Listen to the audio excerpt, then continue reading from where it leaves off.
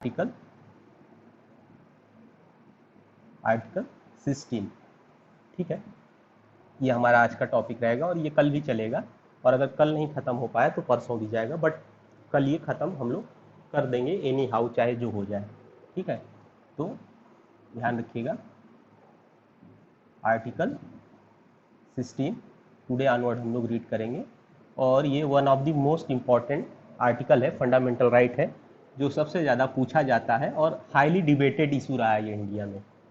जो सबसे ज़्यादा डिबेट जिस पे हो रहा है वो यही है आजकल, क्योंकि रिजर्वेशन को लेकर कई बार खास तौर से जब हमारे यहाँ चुनाव वगैरह आ जाते हैं, इलेक्शन वगैरह किसी स्टेट में आ जाता है, तब रिजर्वेशन से बहुत मैटर उठने लगता है। ठीक है, तो एक ये पॉलिटिकल मुद्दा भी है कंट्री में, और काफ़ी कुछ कोर्ट की ही देन है, हमारे जो सुप्रीम कोर्ट है उसकी देन है कि इस मुद्दे को काबू में रखा गया है, कह लीजिए एक तरह से। नहीं तो इस पर इतनी पॉलिटिक्स होती है। जो 90s का दौर देखे होंगे लोग, हालांकि हम लोग तो नहीं देखे हैं, जब मंडल कमीशन की रिपोर्ट वगैरह सबमिट हुई थी और इस पर जो जजमेंट वगैरह आने शुरू हुए थे 90 के दशक में। ये थोड़ा सा ऐसे बस बता दे रहा हूँ हिस्ट्री पॉइंट ऑफ व्यू से, हालांकि केस जब पढ़ाऊँगा मंडल वाला तो बताऊँगा। ये सब पूरा प्रकरण 1979 में शुरू हुआ था, जब जनता दल की सरकार थी। फिर जनता दल की सरकार ने मंडल कमीशन अपॉइंट किया था। उस कमीशन ने रिपोर्ट, मेरे ख्याल से जब रिपोर्ट सबमिट किया था तो उस समय जनता दल की सरकार चली गई थी मीन टाइम, और फिर से कांग्रेस की सरकार आ गई थी। तो कांग्रेस की सरकार ने इसको इम्प्लीमेंट नहीं किया।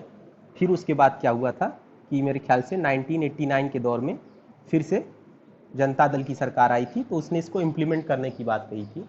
तो इसने 27% रिजर्वेशन था जो ओबीसी को दिया भी था। तो फिर ये सारी चीज़ें, अच्छा इसी बीच क्या हुआ कि इन्होंने ये जो रिजर्वेशन दिया उसके बाद फिर इनकी सरकार चली गई, तब से मीन टाइम इनकी गवर्नमेंट फिर से चली गई, फिर से कांग्रेस आ गई और उसने 27% ओबीसी को दिया रिजर्वेशन, प्लस 10% उसने इकोनॉमिक बेसिस पे जो अपर कास्ट के लोग थे या क्रीमी लेयर जिसको हम लोग बोल सकते हैं, उनके बीच में से लोगों को दिया था ये 10% रिजर्वेशन एक्स्ट्रा। तो फिर इसी बेसिस पे सब चीज़ें कोर्ट में चली गई थी, सुप्रीम कोर्ट में, और फिर सुप्रीम कोर्ट ने इस पे मंडल केस जो है अभी बताएंगे आप लोगों को, उस पर जजमेंट दिया था। वो पूरा जजमेंट डिटेल से पढ़ेंगे हम लोग, ठीक है, उसको पढ़ेंगे 16(4) में बताऊंगा मैं भी। ये बस ऐसे ही आप लोग को एक बैकग्राउंड क्रिएट कर रहा हूँ।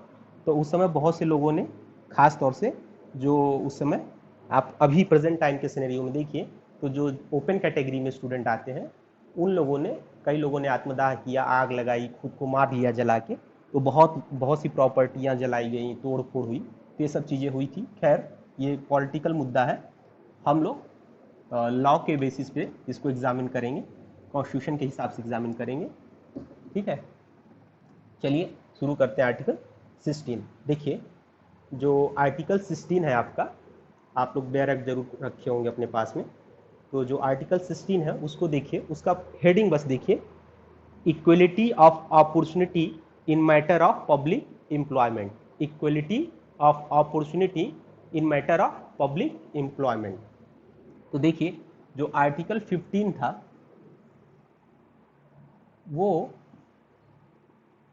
वो देखिए, वो जो आर्टिकल 15 की हेडिंग आप लोग देखेंगे, तो अगर उसको आप लोग को याद होगा, थोड़ा सा लास्ट क्लास में पढ़े थे, तो उसमें जो इक्वलिटी का बात किया गया था वो इन जनरल बात की एक तरह से, अदर देन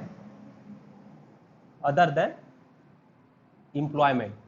ठीक है, एम्प्लॉयमेंट के एरिया को छोड़कर और पूरे एरिया में जो इक्वलिटी की बात थी वो आर्टिकल 15 से गवर्न होता है। और जो एम्प्लॉयमेंट के एरिया में गवर्नेंस की बात है कि एम्प्लॉयमेंट, जो गवर्नमेंट नौकरियां होती हैं या गवर्नमेंट ऑफिसेज में जो सर्विसेज आती हैं उसको कैसे डील किया जाए, तो उसके लिए आर्टिकल 16 है। ठीक है, आपके प्रियम्बल में भी देखेंगे इक्वलिटी ऑफ अपॉर्चुनिटी वाली जो बात की गई है उसको ये कहीं ना कहीं एप्लीकेशन में लाने के लिए आर्टिकल 16 पूरा प्रिंसिपल अपने आप में कंटेन किए हुए हैं। ठीक है, तो ध्यान रखिए, जब भी कभी एम्प्लॉयमेंट से रिलेटेड क्वेश्चन होगा, एम्प्लॉयमेंट से रिलेटेड क्वेश्चन होगा, रिजर्वेशन से होगा, इक्वलिटी से रिलेटेड होगा, तो हमेशा आर्टिकल 16 से गवर्न होगा। ठीक है, समझ गए होंगे इस बात को। ठीक है, तो फिर से वही बात, जो आर्टिकल 16 है ये भी आर्टिकल 14 का, जो आर्टिकल 14 में आपका जनरल प्रिंसिपल दिया हुआ है उसी का ये पर्टिकुलर एप्लीकेशन है। आर्टिकल 14 के जनरल रूल का ये भी क्या है, पर्टिकुलर एप्लीकेशन है। ये भी आर्टिकल 14 में जो इक्वलिटी का प्रिंसिपल दिया हुआ है उसको इम्प्लीमेंट करने की बात करता है पर्टिकुलर वे में। ठीक है, इक्वलिटी का बहुत डिस्कशन कर चुके हैं, बट इक्वलिटी का ये मैटर नहीं होता है। प्रोफेसर जेनिंग को रिकॉल करिएगा, इक्वलिटी एमंग्स द इक्वल की बात होती है हमेशा पे। उसी तरह जब एम्प्लॉयमेंट की बात आएगी तो पर्टिकुलर जो आपका ऑफिस या एम्प्लॉय, जैसे फॉर एग्जांपल जैसे अगर इक्वलिटी की बात की जाए तो ऐसा नहीं है कि आप आईएएस जो पैटर्न की सर्विसेज होती हैं उनमें और जो आपके क्लर्कियल सर्विसेज हैं उनमें इक्वलिटी की बात करेंगे, नहीं, ये दोनों इक्वल सर्विसेज नहीं है। जब भी इक्वलिटी एम्प्लॉयमेंट की बात होगी तो वो हर पर्टिकुलर डोमेन में चेक की जाएगी। आईएएस की सर्विसेज में इक्वलिटी है कि नहीं, ये क्लर्क वाली जॉब में इक्वलिटी है कि नहीं, टीचर वाली जॉब में इक्वलिटी है कि नहीं। अब ऐसा नहीं है कि आप क्लेम करने लगे कि आईएएस को 1 लाख सैलरी दी जा रही है तो टीचर को भी 1 लाख सैलरी दीजिए या क्लर्क को भी 1 लाख सैलरी दीजिए, ये नहीं होगा, क्योंकि दोनों अलग अलग सर्विसेज हैं। तो इक्वलिटी एमंग्स द इक्वल वाला जो प्रिंसिपल है वो चेक किया जाएगा, न कि इक्वलिटी अमंग्स द अनइक्वल। ठीक है, बात समझिएगा। तो पहली चीज यही है कि आर्टिकल 14 का ये पर्टिकुलर एप्लीकेशन है। दूसरी चीज प्रीएम्बल में भी जो हमारा प्रिंसिपल है इक्वलिटी का, उसको भी ये कहीं ना कहीं एप्लीकेशन करने की डायरेक्शन में वर्क कर रहा है। ठीक है, अब आइए आर्टिकल 16 का देखिए, इसको रीड करने का तरीका है, देख लीजिएगा, पहले इसको समझ लीजिए फिर रीड करते हैं। आपका आर्टिकल 16 का क्लॉज 1 प्लस क्लॉज 2, ठीक है, प्लस क्लॉज 2, ये दोनों क्या है, ये जनरल प्रिंसिपल है।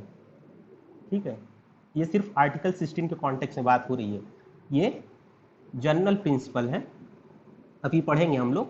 और जो आर्टिकल 16 का क्लॉज 3 है, clause 4 and clause 5 and now हमारे पास क्लॉज 6 भी आ गया है, जो ईडब्ल्यूएस रिजर्वेशन की बात करता है 103rd अमेंडमेंट से। ये वाला सेम ही है जो 5 में मैंने बताया था, तो इस पर चर्चा नहीं करेंगे। एक मिनट रुक जाइए, इसमें इंक फिलअप कर लेते हैं, ये पता नहीं क्या हो गया।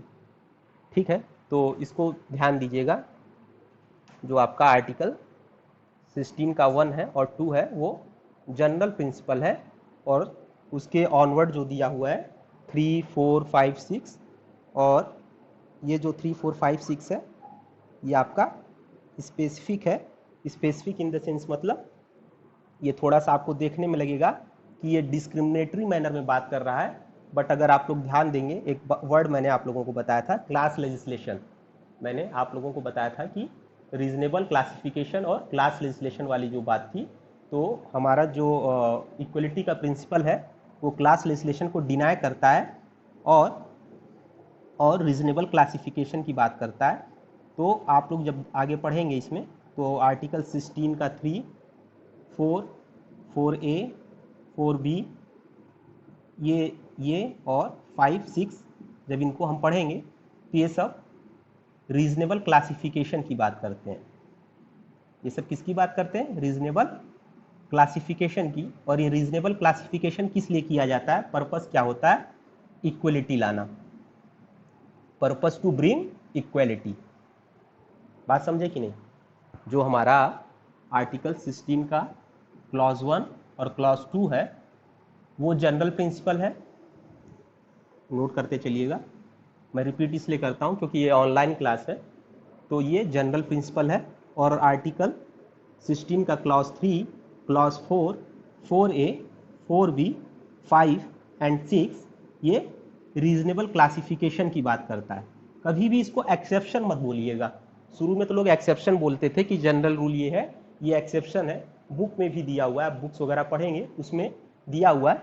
बट बाद में केसेस जो हुए थे उस केस वगैरह में सुप्रीम कोर्ट कई बार साइड किया हुआ है कि ये सब रीजनेबल क्लासिफिकेशन की बात करते हैं। और पर्पस क्या होता है रीजनेबल क्लासिफिकेशन का, to bring the equality, to bring the equality. I hope आप लोग ये बात समझ गए होंगे। अब इसको हम तो इसी पैटर्न में हम लोग पढ़ते चलेंगे। पहले इन दोनों को पढ़ेंगे एक साथ, फिर 3 को पढ़ेंगे, फिर 4 को पढ़ेंगे, फिर उसके बाद 4A 4B, फिर 5 और 6 पढ़ना नहीं है हम लोगों को, बस बेयर एक्ट रीड कर दूंगा मैं ताकि आप लोग भी सेटिस्फाई रहें। ठीक है, 6 तो समझ लीजिए जो 15 में बताए थे हूबहू इसमें भी बताएंगे, तो इसको न ही बताएं तो ही अच्छा है, कोई मतलब नहीं है। 5 तक आप लोग को रीड करेंगे, तो एक एक आर्टिकल उठाते चलेंगे और उसको केस के साथ कंप्लीट करते जाएंगे। ठीक है, इसको हटा देते हैं।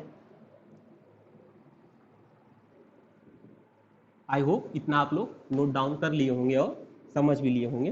तो 2 क्लास का रखते हैं, आज और कल में इसको कंप्लीट कर देंगे। ठीक है, तो सबसे पहले हमारा आर्टिकल 16 का 1 + 2 दोनों साथ ही पढ़ेंगे हम लोग, दोनों को मिला के पढ़ेंगे। चलिए रीड करिए, अगर बेयर एक्ट हो। ठीक है, देखिए हम भी रीड कर रहे हैं और आप भी रीड करेंगे। There shall be equality of opportunity for all citizen in matter relating to employment or appointment to any office under the state। ठीक है, फिर से इसको रीड करिए, There shall be equality of opportunity। आपका याद होगा प्रियम्बल भी बात करता है कि सभी को इक्वल अपॉर्चुनिटी मिलनी चाहिए। ऐसा नहीं है कि किसी एक को अपॉर्चुनिटी मिल, आवाज जा रही है ना, किसी को अपॉर्चुनिटी मिल रही है और किसी को नहीं मिल रही है। तो there shall be equality of opportunity for all citizen. किसको? सिटीजन को। तो ध्यान रखिए, यहाँ से एक चीज एकदम क्लियर हो गई है कि जो आर्टिकल 16 है वो सिर्फ और सिर्फ किसके लिए है? सिटीजन के लिए है, ना कि नॉन सिटीजन के लिए। ध्यान रखिएगा, ये सब चीजें पूछी जाती हैं। ये सिटीजन के लिए है, ना कि नॉन सिटीजन के लिए। ये किसके लिए है? सिटीजन के लिए है। फिर आगे बढ़ते हैं इसी में, equality of opportunity for all citizen in matter relating to employment और appointment to any office under the state. किसके लिए इक्वलिटी मिलनी चाहिए? एम्प्लॉयमेंट और appointment under the office of state. ठीक है, यहाँ पे स्टेट वर्ड से अगर हम देखेंगे तो हमारा ये जो सेंट्रल गवर्नमेंट है वो प्लस जो स्टेट गवर्नमेंट है वो दोनों की बात कर रहा है। यहाँ पे जो ये स्टेट वर्ड है ये सिर्फ यूपी, एमपी, गुजरात इनकी बात नहीं कर रहा है, ये इसके साथ साथ सेंट्रल गवर्नमेंट की भी बात कर रहा है, क्योंकि हमारे यहाँ डुअल फॉर्म ऑफ गवर्नमेंट चलती है। आप लोग देखे होंगे यूपी गवर्नमेंट भी है, छत्तीसगढ़ की गवर्नमेंट है, एमपी की है, एपी की है, उसी तरह एक सेंट्रल गवर्नमेंट भी है। ठीक है, तो आर्टिकल 16 का फर्स्ट देखिए, ये बात करता है इक्वलिटी बिटवीन दी एम्प्लॉयमेंट और appointment under the office of state. तो फिर से यहाँ पे एक चीज बता दूं आप लोगों को, ये जो इक्वलिटी की बात कर रहा है, ठीक है, ये जो इक्वलिटी की बात कर रहा है ये सेम क्लास ऑफ एम्प्लॉयमेंट के अंदर होनी चाहिए। किसके बीच होनी चाहिए? अभी समझा रहा हूं, same class of employment. Same class of employment से ये मतलब है कि अगर आप इक्वलिटी क्लेम करना चाह रहे हैं तो इक्वलिटी एमंग्स द इक्वल, मतलब जो आईएएस सर्विसेज में है उनके बीच में इक्वलिटी होनी चाहिए, जो आपके पीसीएस में है उसमें इक्वलिटी होनी चाहिए, जो टीचिंग प्रोफेशन में है वहाँ इक्वलिटी होनी चाहिए, या जो बी ग्रेड या सी ग्रेड वाले नौकरी में है वहाँ इक्वलिटी होनी चाहिए। न कि एक सी ग्रेड का कर्मचारी है, मान लीजिए जिसको आप लोग क्लर्क वगैरह बोलते हैं, कोई क्लर्क वगैरह है, अब वो कोर्ट में चला जाए और बोले कि एक आईएएस जैसी सुविधा हमको क्यों नहीं मिलती, उतनी सैलरी हमको क्यों नहीं मिलती, ये हमारे इक्वलिटी का वायलेशन है, तो ये गलत होगा, वो नहीं जा सकता कोर्ट में, क्योंकि इक्वलिटी का एग्जामिनेशन एमंग्स द इक्वल किया जाएगा। ठीक है, आईएएस के बीच में इक्वलिटी है कि नहीं, क्लर्क के बीच में इक्वलिटी है कि नहीं, ये उसकी बात करता है। तो सेम क्लास ऑफ एम्प्लॉयमेंट के बीच में इक्वलिटी की बात करता है, न कि member of separate independent class, न कि member of separate independent class. यहाँ तक तो दिख रहा होगा आप लोगों को, बोर्ड यहाँ तक दिख रहा होगा, न कि member of separate independent class. ये बात समझ गए होंगे। ठीक है, अब आगे बढ़ते हैं। इसी में केस लॉ बताते हैं आप लोगों को। कंसंट्रेशन लेवल एकदम बना के रखिएगा तो समझ में आने लगेगा धीरे धीरे।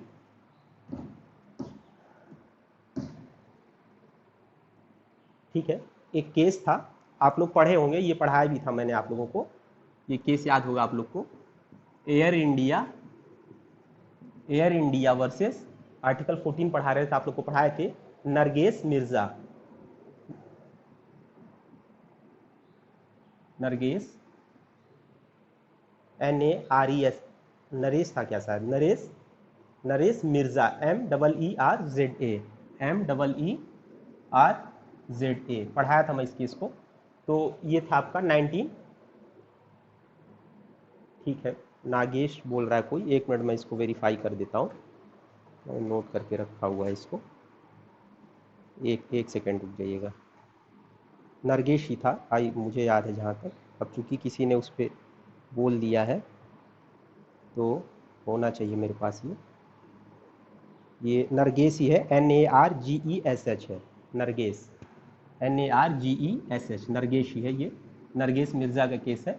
ठीक है, नरगेश मिर्ज़ा 1981 का केस था, ये 1981 का केस था। इसमें क्या था कि अगर कोई वुमेन थी और वो एयर इंडिया में वर्क करती थी, तो उसमें एक प्रोविज़न ये था कि अगर ये मैरिज कर लेती हैं तो इनको रिटायरमेंट लेना पड़ेगा, वहाँ से सर्विस छोड़नी पड़ेगी। तो ये कोर्ट में चैलेंज हुआ था, तो कोर्ट ने ये बोला था कि ये आर्टिकल 14, 16 इन सब का वायलेशन है, क्योंकि you can not discriminate equal on the basis of marriage before the service and marriage after the service. दूसरी चीज़, ये जो मेल वर्कर हैं एयर इंडिया में, उनके लिए ऐसा कोई रूल नहीं था, बट फीमेल के लिए था। तो अगर आप देखिए तो इक्वलिटी एमंग्स इक्वल वाला जो प्रिंसिपल है, इक्वलिटी एमंग्स इक्वल वाला जो प्रिंसिपल है, वो इसका वायलेशन कर रहा है। या तो सबके लिए सेम रूल रखिए, ठीक है, आप ऐसे डिस्क्रिमिनेटरी रूल नहीं रख सकते हैं। तो ये केस आप वहाँ भी लिख सकते हैं और इसमें भी लिख सकते हैं। ठीक है, दूसरा एक केस था, आप लोग ये भी पढ़े हैं, Randhir Singh versus union of India, ये भी केस आप लोग पढ़े हैं,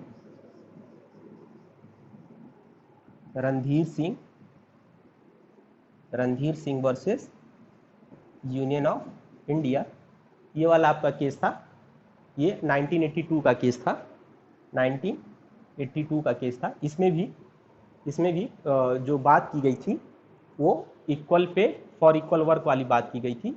तो इसमें भी कोर्ट ने बोला था कि मेल या फीमेल, मैन या वुमेन हो, अगर वो सेम वर्क कर रहे हैं तो उनको सेम पे मिलना चाहिए, अगर वो सेम वर्क कर रहे हैं तो उनको सेम पे मिलना चाहिए। इसीलिए इसको आर्टिकल 14, 16 और 39D के ग्राउंड पे इसके लिए बोला था कि जो प्रिंसिपल है equal pay for equal work का, उसको इम्प्लीमेंट करने के लिए कोर्ट ने बोला था इस केस में।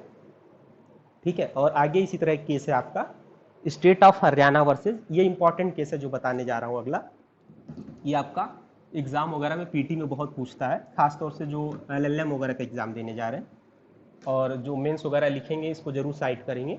तो केस का नाम है state of Haryana versus Rajpal Sharma, मैं लिख दे रहा हूँ, state of Haryana versus Rajpal Sharma. देखिए ये आपका जो साइटेशन है इसका 1997 का है, AIR 1997 सुप्रीम कोर्ट का है ये। जो इसका फैक्ट मैं थोड़ा सा बता दे रहा हूँ, समझ जाएंगे। इसमें क्या था कि एक पर्सन थी, एक पर्सन थी, ये प्राइवेट स्कूल में पढ़ाती थी। ठीक है, अभी भी आप लोग प्रैक्टिस में देखे होंगे कि जो प्राइवेट स्कूल में टीचरें होती हैं उनकी सैलरी बहुत अच्छी नहीं होती है, 15,000, 20,000, बहुत अच्छी हुई तब मैं बात कर रहा हूँ, बहुत ज़्यादा हुई तब 15,000 20,000, अदरवाइज 10,000 12,000 से ज़्यादा नहीं होती है। तो इसी पे मैटर पे ये कोर्ट गई हुई थी, सुप्रीम कोर्ट तक बात पहुंच गई थी। तो सुप्रीम कोर्ट ने बोला था कि प्राइवेट स्कूल की टीचर जो है वो भी वही वर्क कर रही है जो एक गवर्नमेंट स्कूल की टीचर करती है। इनफैक्ट अगर आप प्राइमा फेसाई देखें, इसको जाके देखिए आप लोग, अपरेंट फेस पे जो दिखाई देता है आप लोगों को, गवर्नमेंट स्कूल की टीचर ज़्यादा मेहनत करती है कंपेयर, सॉरी, प्राइवेट स्कूल की टीचर ज़्यादा मेहनत करती है कंपेयर टू गवर्नमेंट स्कूल के। गवर्नमेंट स्कूल में तो आती भी नहीं है कई बार, गवर्नमेंट स्कूल में तो कई बार आती भी नहीं है टीचर, बस या मेल या फीमेल जो भी हो, इरेस्पेक्टिव ऑफ जेंडर बात कर रहा हूँ मैं। तो इसमें यही मुद्दा उठा था। तो सुप्रीम कोर्ट ने बोला था कि ये आर्टिकल 16 का जो प्रिंसिपल है, आर्टिकल 16 और 14 एंड 16 का, उसका वायलेशन कर रहा है।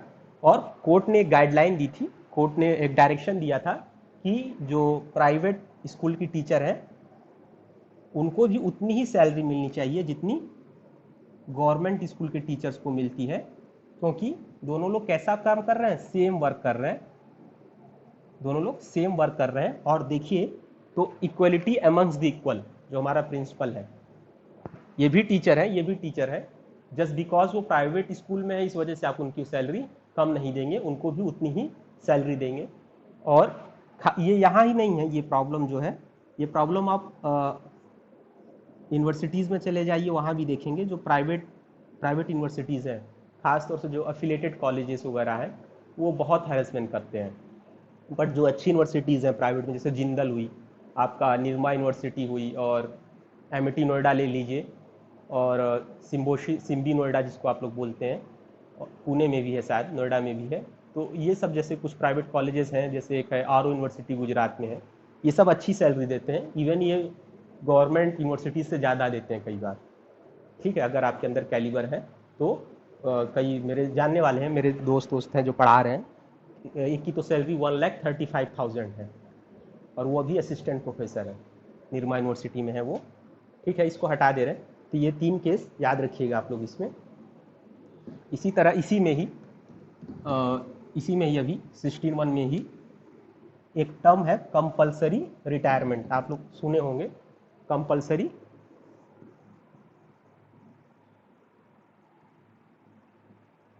ठीक है, compulsory, COMPULSORY, compulsory retirement, compulsory retirement.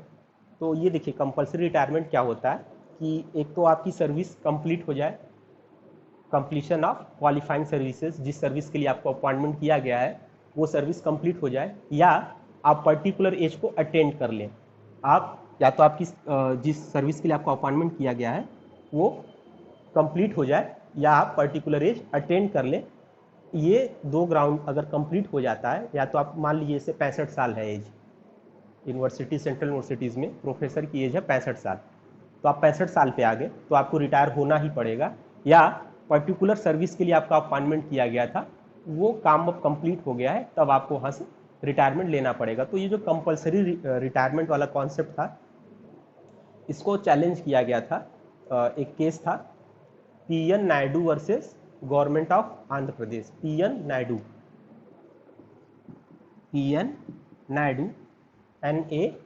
NAIDU, PN Naidu versus state of Andhra Pradesh, AP, 1997। अब इनका क्या कहना था सर का कि अगर हम फिट हैं तो हमें सर्विस में रहने दिया जाए, वर्क कंप्लीट हो गया तो हमको कहीं और भेजा जाए। अब जिस पर्टिकुलर काइंड ऑफ वर्क के लिए आपका अपॉइंटमेंट किया गया है वो आपकी स्किल के बेसिस पे होगा, और अगर गवर्नमेंट ने 65 एज रखा है तो वो इसलिए रखा है क्योंकि पब्लिक इंटरेस्ट में है। तो कोर्ट का ये कहना था कि पब्लिक इंटरेस्ट में ये सारे रूल जो हैं, कंपलसरी रिटायरमेंट का जो प्रिंसिपल है ये पब्लिक इंटरेस्ट में वैलिड है, इसीलिए कोर्ट ने इसको वैलिड डिक्लेयर नहीं किया था, नॉट डिक्लेयर्ड वैलिड, इसको कॉन्स्टिट्यूशनली वैलिड डिक्लेयर किया था, कॉन्स्टिट्यूशनली वैलिड डिक्लेयर किया था, और बोला था कि आर्टिकल 16 का वायलेशन नहीं कर रहा है, ये आर्टिकल 16 का वायलेशन नहीं कर रहा है। ठीक है, ठीक है, कंपल्सरी रिटायरमेंट वाला बात समझ गए होंगे, आई होप सो। इसमें कुछ बहुत बताने वाला था नहीं। इसी तरह एक है आपका right to promotion. Right to promotion, इसको हटा दें।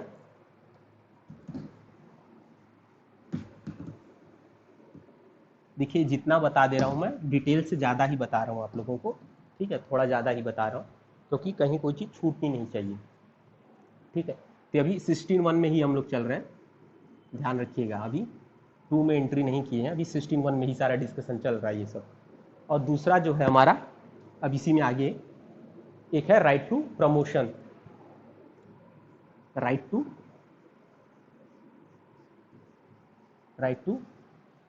Promotion, PROMOTION, right to promotion, ठीक है। राइट टू दिख रहा होगा आज बोर्ड आप लोगों को, इसका थोड़ा अलाइनमेंट सही किया गया था।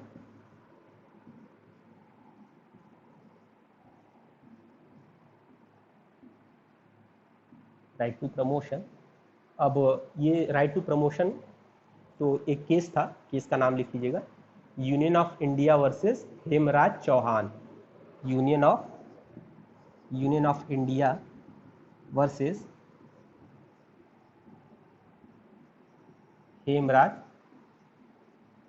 चौहान। ये आपका शायद 2010 का केस होगा मेरे ख्याल से, ठीक है। ये AIR 2010 का केस है, Union of India versus Hemraj Chauhan.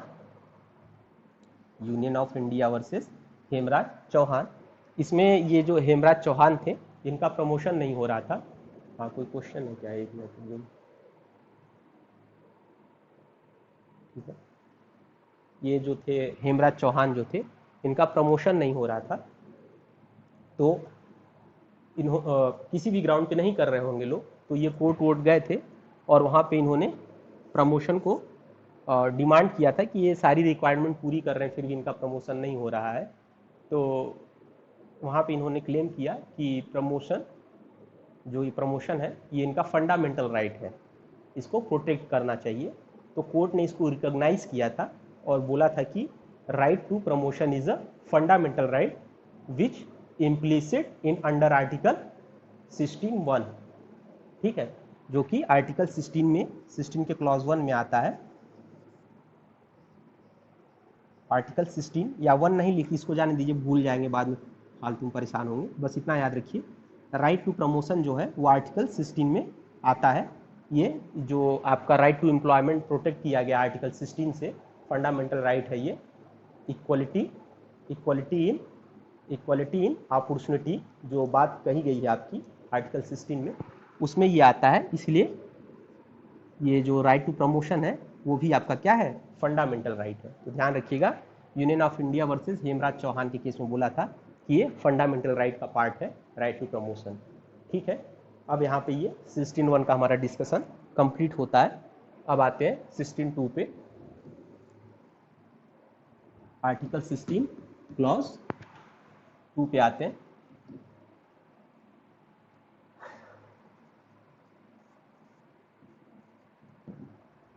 ठीक है, अब देखिए क्लॉज 2 को पढ़ते हैं थोड़ा सा। बैर एक्ट आप लोग अपना देखिए, बैर एक्ट पे ही कोशिश किया करिए जितना आप लोग लिख पाएँ। ये देखिए, अगर दिख रहा होगा मेरा बैर एक्ट, तो हर लाइन के पैरेलल एक लाइन चल रही है। तो बैर एक्ट आप जितना गंदा करके रखेंगे उसको, ब्लैक, ब्लू, रेड, एकदम कोशिश करिए कि रेड पेन से जितना मार्क कर सकते हैं, जितनी बार रीड करिए उतनी बार जो चीज़ें आपको नहीं लगती हैं उसको मार्क करते जाइए। आप धीरे धीरे देखेंगे बैर एक्ट आपको बैर एक्ट की लैंग्वेज में ही याद हो जाएगी, ठीक है। तो सेकेंड क्लॉज पढ़ते हैं आप लोग, पढ़िए साथ में। No citizen shall no citizen shall no citizen shall on grounds only, ये ओनली वाला बात समझा चुके हैं 15 में, तो इसलिए यहाँ पे अब नहीं समझाएंगे, ठीक है। जो ओनली वाला पार्ट है आपको समझाया जा चुका है। आगे बढ़ते हैं। No citizen shall on ground only of religion, race, caste, sex, descent, place of birth, residence.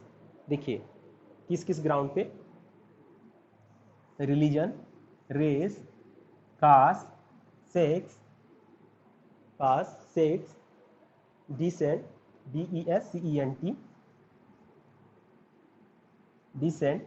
आगे देखिए, डिसेंट के बाद क्या है, place of birth, place of birth, और लास्ट में रेजिडेंस होगा, place of birth, residence, residence, residence, और एनी ऑफ देम, और any of them be ineligible, be ineligible,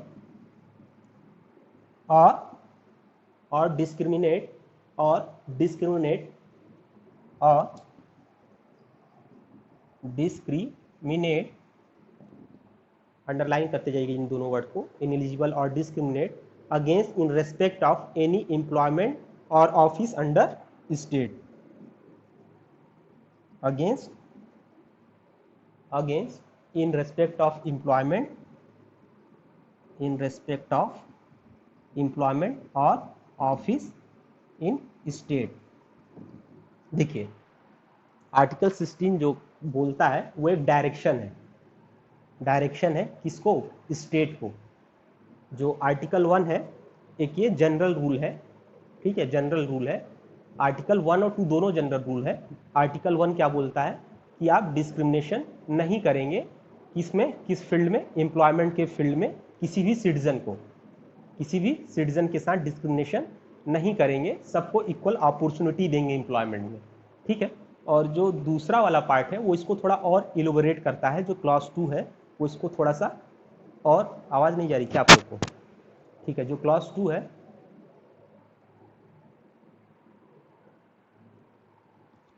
आवाज़ जा रही है आप लोग को, क्योंकि एक साथ 2-3 लोग, ठीक है, जा रही है, आवाज़ जा रही है, ठीक है। तो देखिए, जो क्लॉज, जो आर्टिकल का क्लॉज 1 है वो बताता है कि वो बता रहा है कि एक जनरल रूल बता रहा है कि जो एम्प्लॉयमेंट है, पब्लिक एम्प्लॉयमेंट है या ऑफिस है, उसमें गवर्नमेंट इक्वलिटी देगी सभी लोग को। और जो दूसरा आपका क्लॉज है, क्लॉज 2 है, वो इसको और इलोबरेट कर रहा है कि एक तरह से ऑब्लिगेशन इम्पोज कर रहा है स्टेट के ऊपर, एक तरह से ऑब्लिगेशन इम्पोज कर रहा है स्टेट के ऊपर कि वो किस बेसिस पे, religion, race, caste, sex, descent, descent, place of birth और residence, place of birth, residence और एनी वन ऑफ देम, इसके बेसिस पे किसी को एलिजिबल नहीं करेगी, मतलब प्रीफरेंस नहीं देगी। मान लो कोई पर्टिकुलर कम्युनिटी में पैदा हुआ है या किसी पर्टिकुलर वंश से आता है, किसी पर्टिकुलर डिसेंट मतलब वंशावली से आता है, किसी स्पेशल परिवार से आता है, फैमिली से आता है, सिर्फ इसीलिए उसको आप नौकरी नहीं देंगे। इनएलिजिबल और डिस्क्रिमिनेशन दोनों वर्ड है। इनएलिजिबल और डिस्क्रिमिनेशन मतलब एक होता है एलिजिबल और दूसरा होता है इनएलिजिबल, मतलब आप उसे रोकेंगे नहीं या उसे डिस्क्रिमिनेट नहीं करेंगे।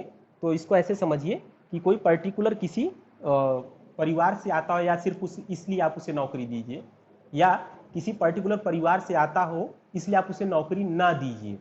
दोनों चीज़ हो सकता है। अगर आप किसी को नौकरी दे रहे हैं सिर्फ इस वजह से कि उसका पर्टिकुलर फैमिली बैकग्राउंड है, तो ये डिस्क्रिमिनेशन है अगेंस्ट दी अदर पीपुल, ठीक है, बात समझिएगा। अगर कोई पर्टिकुलर बैकग्राउंड से आता है या रिलीजन से आता है या रेस से आता है, कास्ट से आता है या प्लेस ऑफ बर्थ है उसका या रेजिडेंस है, इस बेसिस पे आप उसे नौकरी दे रहे हैं, ठीक है, तो ये भी डिस्क्रिमिनेशन है। किसके अगेंस्ट में, अदर सिटीजन के अगेंस्ट में, क्योंकि आप किसी को प्रीफरेंस दे रहे हैं या किसी को ना दे रहे हैं कि वो पर्टिकुलर वंशावली से आता है या रेजिडेंस से आता है या पर्टिकुलर रेस से बिलोंग करता है, इस वजह से उसको नौकरी में जाने से रोक रहे हैं। ये भी क्या है, डिस्क्रिमिनेशन है। ये उसके अगेंस्ट में डिस्क्रिमिनेशन है। किसी को दे रहे हैं आप कोई पर्टिकुलर प्रीफरेंस दे रहे हैं तो ये अदर के लिए डिस्क्रिमिनेशन है, क्योंकि आप किसी को फेवर कर रहे हैं, और किसी अदर को रोक रहे हैं तो खुद उसके अगेंस्ट में डिस्क्रिमिनेशन है, ठीक है। अब देखिए यहाँ पे जो बताने वाली बात है वो ये है कि इसमें देखिए आर्टिकल 15 जब आप पढ़ रहे होंगे, आर्टिकल 15 पढ़ रहे होंगे, मैच करिएगा, उसमें एक तो ये नहीं था, डिसेंडेंट नहीं था, ये एक वर्ड ये नहीं था, दूसरा वर्ड रेजिडेंस नहीं था। देखिए आर्टिकल 15 और 16 को देखिए, मैच करिए। ये पूछता है एग्जाम में, बहुत पूछता है पीटी के पेपर में। ये सीरियल से याद रखिएगा, आर्टिकल 15 वाला भी, ये वाला भी, जो ग्राउंड है डिस्क्रिमिनेशन का उसको याद रखिएगा। तो देखिए आर्टिकल 15 और 16 को जब आप कंपेयर करेंगे, क्लॉज 2 को और 15 को, तो आपको एक तो ये जो दो वर्ड है, एक है आपका डिसिडेंट, क्या है कहाँ चला गया, ठीक है, आपका एक जो वर्ड है डिसेंट, मैं पढ़ दे रहा हूँ फिर से, no citizen on grounds only of religion race caste sex, dissident, descent, DESCENT, descent, descent, इसके बाद क्या था, प्लेस ऑफ बर्थ, रेसिडेंस। तो ऊपर वाले से अगर आप कंपेयर करेंगे तो आपका ये डिसेंट, ये जो DESCENT, ये जो डिसेंट है, प्लस दूसरा आपका एक ये है रेजिडेंस,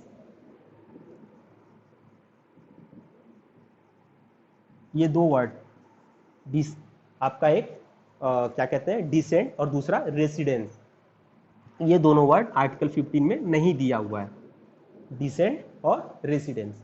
ये दोनों वर्ड जो है आपको 16 में मिलेगा, तो ध्यान रखिएगा जब भी क्वेश्चन आएगा पीटी वगैरह में, तो देखिएगा सीरीज में याद रखिएगा, कई बार 15 वाले भी ऑप्शन में ये सब दे देता है, तो ये सब आपको निकालना है और ऑड करना पड़ेगा कि ये नहीं दिया हुआ है। तो 15 में ये दोनों वर्ड नहीं है, ये 16 में है। अब देखिए बाकी सब पे चर्चा हो चुकी थी, ये जो डिसेंट, ये जो आपका डिसेंट वर्ड है, ये इसलिए दिया गया है कि ये जो नेपोटिज्म का कॉन्सेप्ट है हमारे यहाँ बहुत चलता है, नेपोटिज्म का जो कॉन्सेप्ट है, भाई भतीजावाद, भाई भतीजावाद, उसको रोका जा सके। और दूसरा जो है आपका रेसिडेंस, रेसिडेंस मतलब आजकल बहुत चल रहा है, जैसे मराठा, मराठा फॉर मराठी, ठीक है, मध्य प्रदेश वासियों के लिए मद्रास फॉर मद्रासी, गुजरात फॉर गुजराती, ये सब जो कॉन्सेप्ट चल रहा है कि स्टेट रिजर्वेशन ले आ रही है अपने यहाँ के लोगों के लिए, तो ये सब प्रैक्टिसेस को रोकने के लिए, नेपोटिज्म की प्रैक्टिस रोकने के लिए ये वर्ड ऐड किया गया था आपका डिसेंट वर्ड। और दूसरा ये रेजिडेंस इसलिए ऐड किया गया था ताकि पैरोकिलिसम एक वर्ड है, चाहे इस लिख लीजिएगा, पैरोकिलिसम बोलते हैं इसको, PAROCHIALISM, मैं लिख दे रहा हूँ इसको, PAROCHIALISM, पैरो, पैरोकिलिसम, पैरोकिलिसम, जिसको आप क्षेत्रवाद बोल सकते हैं, जैसे बंगाल फॉर बंगाली, गुजरात फॉर गुजराती, ठीक है, मराठा फॉर मराठी। तो ये सब चीज़ें प्रैक्टिस में ना आए, इन सब चीज़ों को रोकने के लिए। दूसरी चीज़, ये जो नेपोटिज्म वगैरह बहुत तेज़ी से फैलता है, भाई भतीजावाद जिसको बोलते हैं, पता चला कोई नौकरी आई उसमें अपने भतीजे को लगाए पड़े हैं चाचा। देखिए नेपोटिज्म अभी भी हमारे यहाँ प्रैक्टिस में है, खास तौर से दो फील्ड में आपको बहुत मिलेगा, एक तो एकेडमिक्स का फील्ड, दूसरा दूसरा आपका ये पॉलिटिक्स, इन दोनों फील्ड में ये चीज़ें आपको प्रैक्टिस में मिलेंगी। एकेडमिक्स में क्या है कि जो जानने वाले बच्चे होते हैं वही सब आगे लाए जाते हैं, खासतौर से जो अपॉइंटमेंट वगैरह होती है आपकी गवर्नमेंट यूनिवर्सिटीज़ वगैरह में टीचर वगैरह की। दूसरा पॉलिटिक्स से तो आप लोग परिचित होंगे, उस पर चर्चा नहीं करना चाहता। तो ये दो नए वर्ड ऐड किए गए हैं, पर्पज़ ये था कि नेपोटिज्म को और आपके पैरोखिलिज्म को रोका जा सके, पैरोखिलिज्म को रोका जा सके, क्षेत्रवाद जिसको बोलते हैं।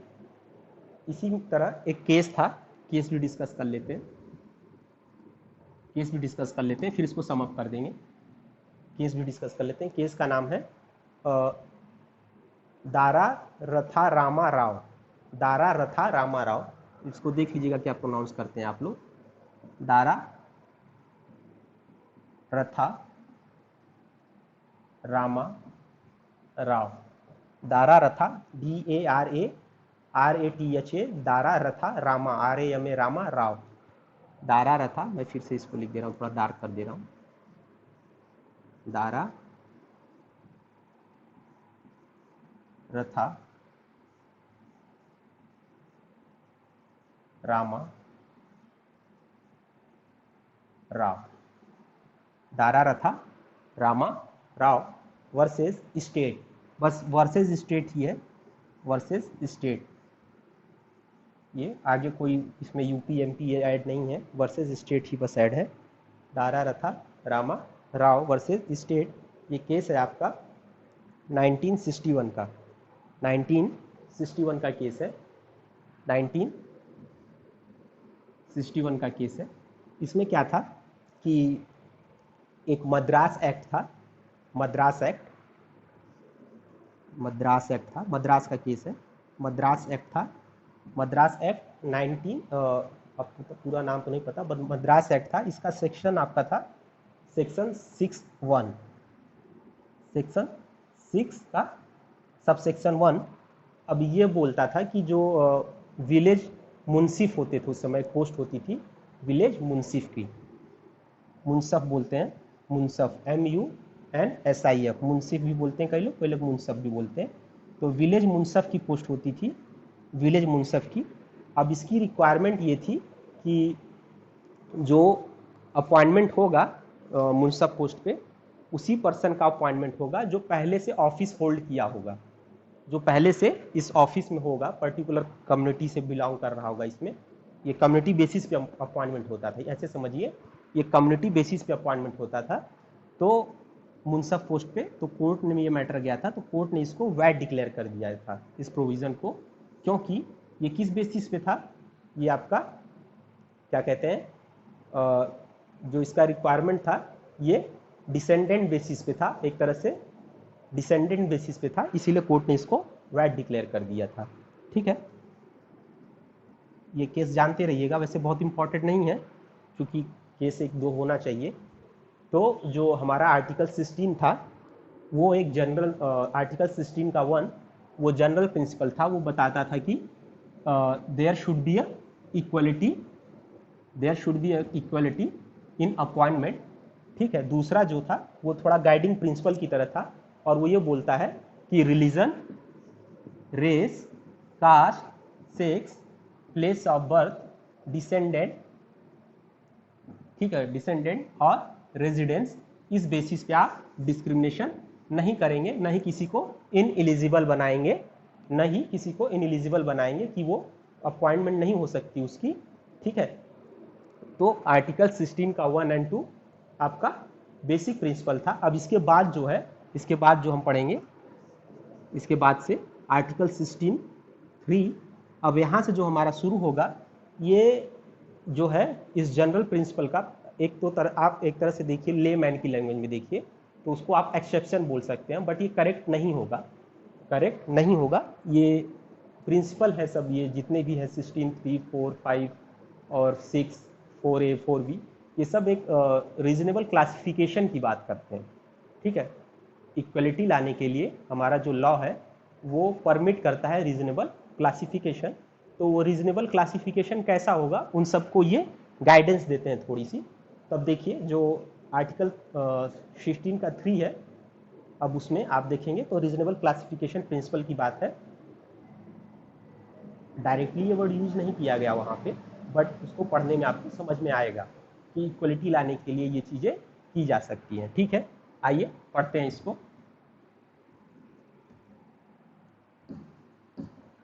पढ़ते हैं। चलिए 16(3) पढ़ते हैं, बेयर एग्रीड करते हैं। Nothing in this article shall, nothing in this article shall prevent Parliament, अब ये वर्ड अंडरलाइन कर लीजिएगा, ये वर्ड पार्लियामेंट है ना वहाँ पे, इसको अंडरलाइन कर लीजिएगा, अभी बताएंगे इसको हम। पार्लियामेंट, ये वर्ड अंडरलाइन कर लीजिएगा।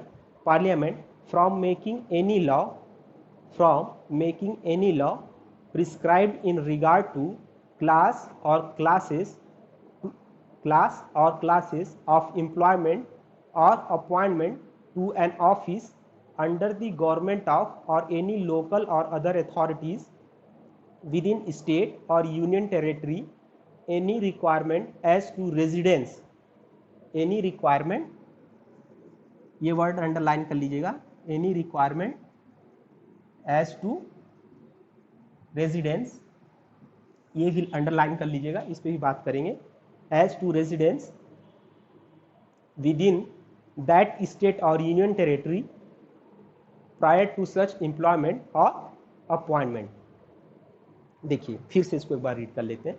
Nothing in this article shall prevent Parliament from making any law prescribing in regard to class और क्लासेस ऑफ एम्प्लॉयमेंट और appointment to any office under the government और एनी लोकल और other authorities within state और union territories. अब ये जो word है local authorities, union territories, ये सब बताया जा चुका है, तो इस पर चर्चा करने की कोई ज़रूरत नहीं है। आप लोग को पता है यूनियन टेरेटरी क्या है, लोकल अथॉरिटी क्या है, स्टेट क्या है, या स्टेट की डिफिनीशन में दोनों चीज़ आ जाती है, सेंट्रल गवर्नमेंट भी आ जाती है, स्टेट गवर्नमेंट भी आ जाती है। आर्टिकल 12 पूरा, ठीक है। Any requirement as to residence within that state और union territory prior to such employment और अपॉइंटमेंट। देखिए इसको और सिंप्लीफाई कर देते हैं।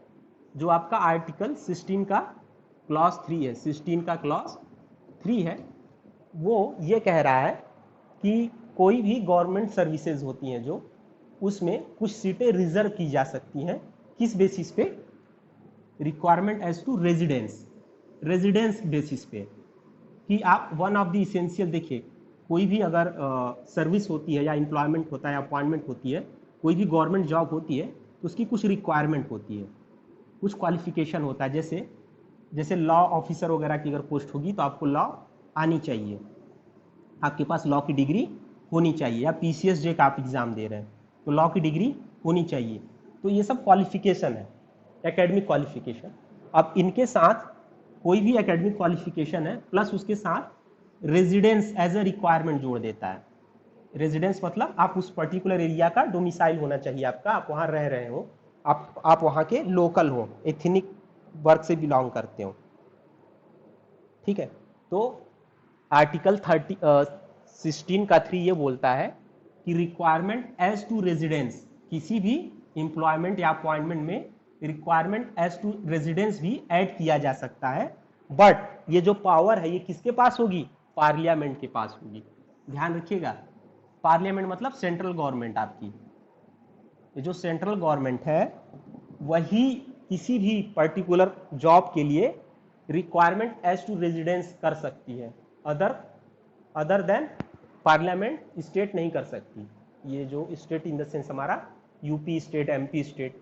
आर्टिकल 13 की बात कर रहा हूँ, आर्टिकल 16 के 3 की बात कर रहा हूँ। अभी 4 में जाएंगे तो वहाँ कुछ और पढ़ेंगे, ठीक है। तो मगर अब इसमें देखिए बोल तो दिया सीधे सीधे कि रेजिडेंस बेसिस पे आप क्या कर देंगे, एक कैप लगा देंगे, रिजर्वेशन, ऐसे समझिए कि रिजर्वेशन रेजिडेंस बेसिस पे आप देंगे, reservation on the basis of residence. Parliament on the basis of residence reservation दे सकती है गवर्नमेंट एम्प्लॉयमेंट में। इसको शॉर्ट में चाहिए तो लिख लीजिएगा कि पार्लियामेंट अगर चाहे तो on the basis of residence क्या कर सकती है? कैन गिव रिजर्वेशन, ठीक है, कैन गिव रिजर्वेशन। पार्लियामेंट अगर चाहे तो सीटें रिजर्व कर सकती है, किस बेसिस पे? रेजिडेंस के बेसिस पे। बट आर्टिकल 13 के 3 में देखिए कोई ग्राउंड लिखा नहीं हुआ है कि कोई किसी भी रिजर्वेशन का एक ग्राउंड होना चाहिए।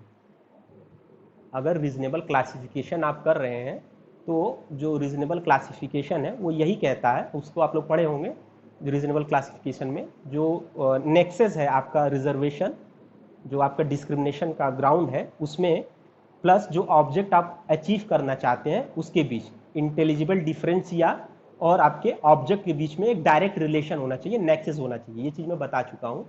इंटेलिजिबल डिफरेंस या और आपके ऑब्जेक्ट कौन सा जो आप अचीव करना चाहते हैं उसके बीच में डायरेक्ट रिलेशन होना चाहिए। तो ऐसे किसी ग्राउंड की बात ये नहीं कर रहा है, तो इसका ये मतलब नहीं है कि बिना ग्राउंड के ही पार्लियामेंट सीटें रिजर्व कर देगी on the basis of residence, ऐसा नहीं है। इसके लिए क्या होना चाहिए? कोई there should be a good reason, ठीक है, एक अच्छा ग्राउंड होना चाहिए। ध्यान रखिएगा, हालांकि ये बात इसमें नहीं लिखी हुई है, बट ध्यान रखिएगा, there should be a strong reason, there should be a strong reason. किस लिए? सीटें रिजर्व करने के लिए on the basis of residence, on the basis of residence. और ये पावर किसको दी गई है? पार्लियामेंट को। पार्लियामेंट के पास ये पावर है, ध्यान रखिएगा इस बात को मैं फिर से बोल दे रहा हूँ, पार्लियामेंट के पास ये पावर है, ठीक है। But there should be a good reason, क्योंकि जो हमारा आपका डिस्क्रिमिनेशन, अगर आप किसी को डिस्क्रिमिनेट कर रहे हैं, या एक कह लीजिए रीजनेबल क्लासिफिकेशन बोलिए, डिस्क्रिमिनेशन गलत वर्ड होगा, रीजनेबल क्योंकि इक्वलिटी के लिए किया जा रहा है ना, तो रीजनेबल क्लासिफिकेशन जब भी होगा तो वहाँ पे एक डायरेक्ट रिलेशन होगा इंटेलिजिबल डिफरेंशिया पे, इंटेलिजिबल डिफरेंशिया जो आपकी है, जो डिफरेंशिएशन का ग्राउंड है उसके बीच, और जो आप ऑब्जेक्ट अचीव करना चाह रहे हैं उसके बीच में। तो there should be a strong ground या स्ट्रॉन्ग रीजन होना चाहिए, ठीक है। अब क्या कहते हैं, इसी पावर को एक्सरसाइज करते हुए, ये जो आर्टिकल 16(3) की पावर है, इतना समझ गए होंगे आई होप सो। आर्टिकल 16(3) की जो पावर है उसी को एक्सरसाइज करते हुए पार्लियामेंट ने उसको यूज करके एक एक्ट बनाया था, public employment requirement as to residence act, ठीक है। मैं लिख दे रहा हूं यहां पे, पब्लिक, ये याद रखिएगा नाम इसका, public employment requirement as to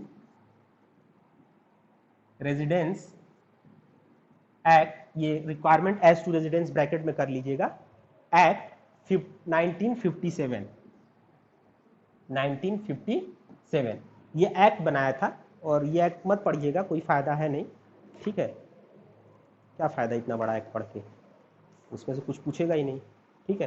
तो इस एक्ट के थ्रू उन्होंने इसको चैनलाइज किया, जो रेजिडेंस जो रिक्वायरमेंट है।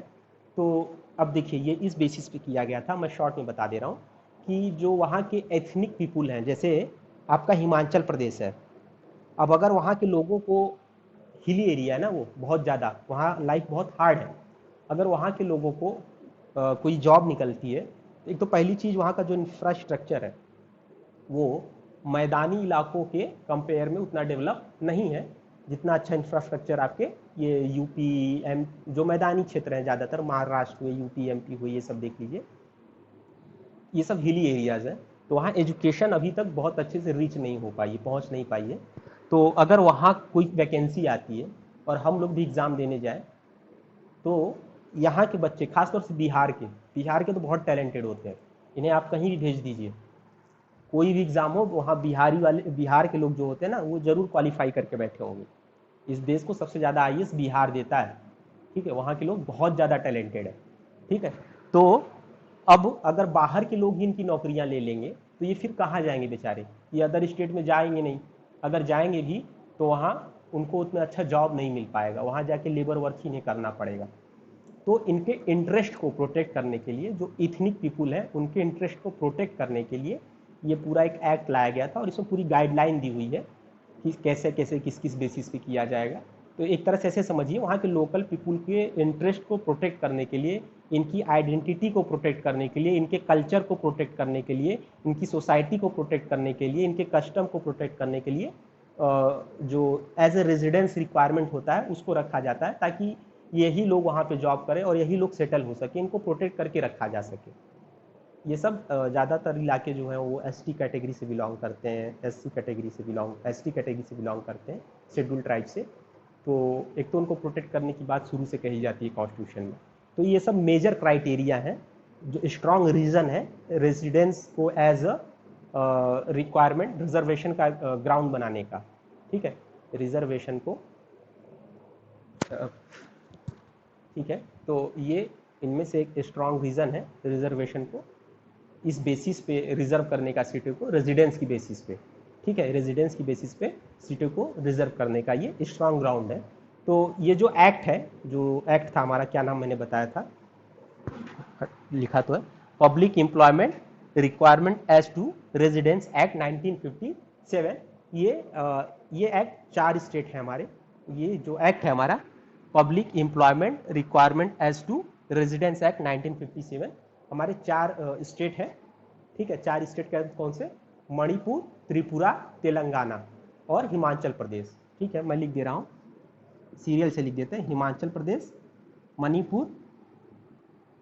मणिपुर, तेलंगाना मणिपुर, तेलंगाना और एक और कौन सा मैंने बताया था, त्रिपुरा।